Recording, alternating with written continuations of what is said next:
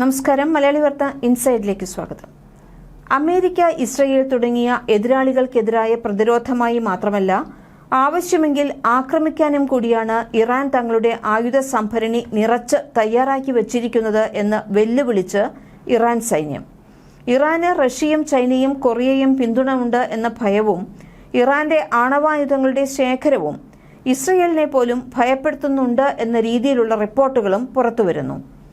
അമേരിക്കയുടെയും ഇസ്രയേലിന്റെയും കണ്ണിലെ കരടായ ഹൂതികളെയും ഹമാസിനെയും ഹിസ്ബുള്ളയെയും ഇല്ലാതാക്കാൻ ഒരിക്കലും അമേരിക്കൻ ചേരിക്ക് കഴിയുന്നില്ല എന്ന് പറയുന്നതിന്റെ കാരണം ഈ മൂന്ന് സായുധ ഗ്രൂപ്പുകളെയും നയിക്കുന്നത് ഇറാൻ ആയതുകൊണ്ടാണ്. ഇറാൻ വളർത്തുന്ന തീവ്രവാദ സംഘടനകളാണ് ഹമാസ്, ഹൂതി, ഹിസ്ബുള്ള അടങ്ങിയ HHH. ഇവർക്ക് വേണ്ടുന്ന ആയുധങ്ങൾ, സൈനിക ശക്തി, പിന്തുണ എല്ലാം ഇറാൻ നിർബാധം നൽകുന്നുമുണ്ട്. ഇസ്രയേൽ ഹമാസ് യുദ്ധത്തിൽ ആദ്യമൊക്കെ ഇറാൻ ഇടപെടാതിരുന്നുവെങ്കിൽ ഇപ്പോൾ നേരിട്ടുള്ള യുദ്ധത്തിന്റെ വക്കിലാണ് ഇരു രാജ്യങ്ങളും. ഈ ഒരൊറ്റ കാരണം മുൻനിർത്തിയാണ് ഇറാനെ ആക്രമിച്ച് നശിപ്പിക്കണമെന്ന ആവശ്യം പുതിയ അമേരിക്കൻ പ്രസിഡന്റിന് മുന്നിലും ഇസ്രയേൽ ഭരണകൂടം അവതരിപ്പിച്ചത്.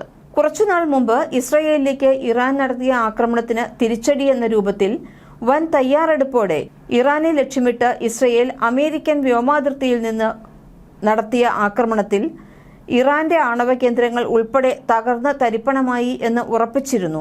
പക്ഷേ പൂർവാധികം ശക്തിയോടെ ഇറാൻ ഭൂഗർഭ അറകളിൽ ആണവായുധ ശേഖരം ഉണ്ട് എന്നുള്ള കണ്ടെത്തലാണ് പിന്നീട് ഉണ്ടായത്.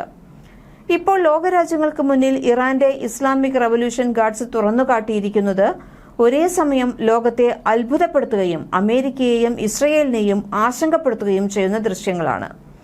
രാജ്യത്തിന്റെ തെക്കൻ തീരത്ത് സ്ഥിതി ചെയ്യുന്ന ഒരു പുതിയ കൂറ്റൻ സൈനിക ഭൂഗർഭ താവളമാണ് ഇപ്പോൾ അമേരിക്കയുടെയും ഇസ്രയേലിന്റെയും ഉറക്കം കെടുത്തിയിട്ടുള്ളത്. മിസൈൽ നഗരം എന്ന് വിളിക്കപ്പെടുന്ന പുതിയ ഭൂഗർഭ താവളത്തിൽ ട്രക്കുകളിൽ ഘടിപ്പിച്ച ഡസൻ കണക്കിന് മിസൈൽ ലോഞ്ചറുകൾ ഉള്ളതായാണ് ഫെബ്രുവരി 1 ഇറാൻ സൈന്യം പുറത്തുവിട്ട വീഡിയോയിൽ ദൃശ്യവൽക്കരിച്ചിരിക്കുന്നത്.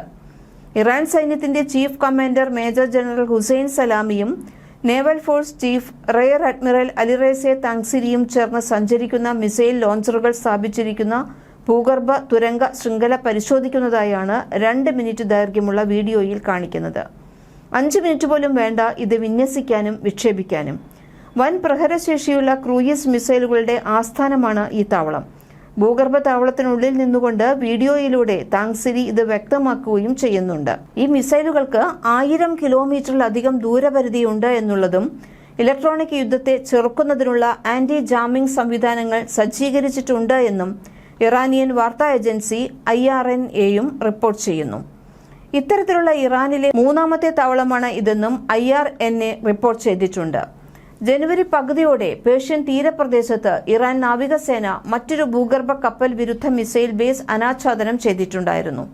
ഇതിനും പുറമെ സമാനമായ ഒരു ഭൂഗർഭ താവളം കഴിഞ്ഞ ജനുവരി 10 ഇറാൻ എയർഫോഴ്സ് വെളിപ്പെടുത്തിയിട്ടുണ്ട്. ഇതിന്റെ ഒന്നും കൃത്യമായ സ്ഥാനം എവിടെയെന്ന് ഇതുവരെയും ഇറാൻ വെളിപ്പെടുത്തിയിട്ടില്ല, ഇനിയൊട്ട് വെളിപ്പെടുത്താനും പോകുന്നില്ല. അമേരിക്ക, ഇസ്രയേൽ തുടങ്ങിയ എതിരാളികൾക്കെതിരായ പ്രതിരോധമായി മാത്രമല്ല, ആവശ്യമെങ്കിൽ ആക്രമിക്കാനും കൂടിയാണ് ഇറാൻ തങ്ങളുടെ ആയുധ സംഭരണി നിറച്ചു വച്ചിരിക്കുന്നത്. ഇറാന്റെ ശത്രുക്കൾക്കെതിരെ പ്രതിരോധം ശക്തിപ്പെടുത്താനും സാധ്യതയുള്ള ഭീഷണികളെ തടയാനുമാണ് ഇത് അനാച്ഛാദനം ചെയ്തുകൊണ്ട് ഉദ്ദേശിക്കുന്നത് എന്നാണ് ശനിയാഴ്ച നടത്തിയ പരിശോധനയിൽ ഇറാൻ സൈന്യം വ്യക്തമാക്കുന്നത്. ഇറാന്റെ മിസൈൽ പദ്ധതി വിദേശ ഭീഷണികളെ തടയുന്നതിൽ നിർണായക ഘടകമാണെന്ന് ജനുവരിയിൽ ഇറാൻ വിദേശകാര്യമന്ത്രി അബ്ബാസ് അരാക്ചിയും ചൂണ്ടിക്കാട്ടി. റഷ്യയുമായുള്ള ഇറാന്റെ പുതിയ കരാർ പ്രാബല്യത്തിൽ വന്ന ശേഷമുള്ള ഇറാന്റെ ഭൂഗർഭ താവളത്തിന്റെ പ്രദർശനത്തെ അമേരിക്കൻ ചേരിക്കുള്ള കൃത്യമായ ഒരു മുന്നറിയിപ്പായാണ് നയതന്ത്ര വിദഗ്ധർ വിലയിരുത്തുന്നത്. അവരുടെ നിഗമനത്തിൽ റഷ്യ, ഉത്തര കൊറിയ സഖ്യത്തിൽ ഇറാനും ഇപ്പോൾ ചേർന്നു കഴിഞ്ഞു. ആണവ പോർമുനകൾ സ്വന്തമാക്കുന്നതിന്റെ അവസാന ഘട്ടത്തിൽ നിൽക്കുന്ന ഇറാന് ഇക്കാര്യത്തിൽ ലോകത്തെ ഏറ്റവുമധികം ആണവായുധ ശേഖരമുള്ള റഷ്യയിൽ നിന്നും സഹായം ലഭിച്ചു കഴിഞ്ഞതായുള്ള റിപ്പോർട്ടുകളും പുറത്തുവരുന്നു. യൂറോപ്പിൽ എത്താൻ കഴിയുന്ന മിസൈലുകൾക്കായി ഇറാൻ രഹസ്യമായി രൂപകൽപ്പന ചെയ്ത ആണവശേഷിയുള്ള പോർമുനകൾ വികസിപ്പിച്ചെടുക്കുന്നതിന്റെ തെളിവുകൾ തങ്ങളുടെ പക്കലുണ്ട് എന്നാണ് ഇറാനിൽ നിന്നും നാടുകടത്തപ്പെട്ട പ്രതിപക്ഷ സംഘം വെളിപ്പെടുത്തിയിരിക്കുന്നത്. തീവ്രവാദ സംഘടനകളുടെ തലപ്പത്ത് ഇറാനാണെന്ന് അമേരിക്കയ്ക്കും ഇസ്രയേലിനും വ്യക്തമായി അറിയാം. എന്നാൽ ഇറാനുമായി യുദ്ധം ചെയ്യുന്നതിനു മുൻപ് പലവട്ടം ആലോചിക്കേണ്ടതുണ്ട്. പ്രത്യാഘാതം എന്തായിരിക്കുമെന്നതാണ് പ്രധാനം. റഷ്യയും ചൈനയും ഇറാനൊപ്പം നിലകൊള്ളുകയാണെങ്കിൽ വരാനിരിക്കുന്നത് മൂന്നാം ലോക മഹായുദ്ധമാകുമെന്നതിൽ തർക്കം രണ്ടില്ല.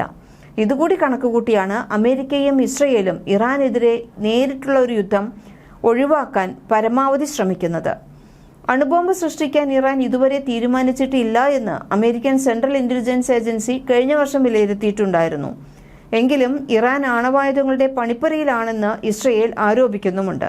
സകല ഉപരോധങ്ങളും മറികടന്ന് റഷ്യയുമായി ചേർന്ന് മുന്നോട്ടു പോകുന്ന ഇറാൻ കഴിഞ്ഞ കുറച്ചാഴ്ചകളായി നതാൻസ്, ഫോർഡോ തുടങ്ങിയ പ്രധാന ആണവ സൈറ്റുകളെ സംരക്ഷിക്കുന്നതിൽ ശ്രദ്ധ കേന്ദ്രീകരിച്ചിട്ടുണ്ട്. സൈനികാഭ്യാസങ്ങളുടെ ഒരു പരമ്പര തന്നെ ആരംഭിക്കുകയും ചെയ്തു.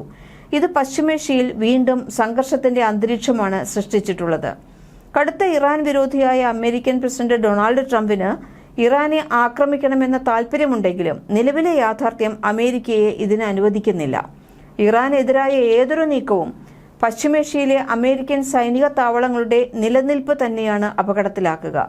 ഇറാൻ പിന്തുണയുള്ള ഹൂതികൾക്ക് മുന്നിൽ പതറിപ്പോകുന്ന നാവികപ്പടയെ വെച്ച് എത്രമാത്രം ഈ മേഖലയിൽ അമേരിക്കയ്ക്ക് മുന്നോട്ടു പോകാൻ കഴിയുമെന്നതും ഒരു വലിയ ചോദ്യമായി തന്നെ അവശേഷിക്കുന്നു.